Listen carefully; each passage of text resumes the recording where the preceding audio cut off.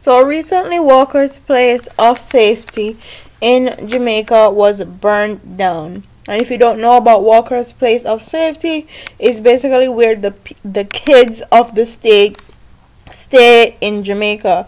And what I mean by kids of the state is children that are taken from their parents or are orphans or just doesn't have anyone to take care of them. And that place that they used to stay was recently burnt down, and also 2 children lost their lives in the process. And condolences goes out to the family and to everything that they lost. If you can donate, if you can help, I would implore you to do so. But that's not what we're here to talk about. I'm here to talk about Usain Bolt and how he's contributing to this worthy cause. And the article says print icon Usain Bolt will be contributing $1 million to assist wards of the Walker's place of safety who were displaced by Monday night's deadly fire that claimed the lives of 2 girls aged 13 and 16. The 34 wards who escaped the inferno will be housed at 3 other children's homes, according to Floyd Green, the Minister of State for Youth. The children's home, which is located at 17 Lindros Avenue in Kingston, was gutted by the blaze.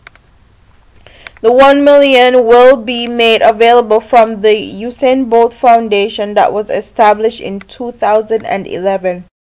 The chairman of the foundation, Winsome Watkins, says Bolt was moved by the tragedy at the home.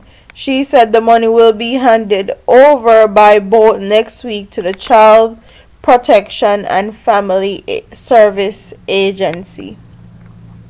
So big up to Usain Bolt. He's always putting up his money for a worthy cause, and he's always trying to improve the youths in Jamaica, and you have to give him props for that, because you know what they say, you never forget where you come from.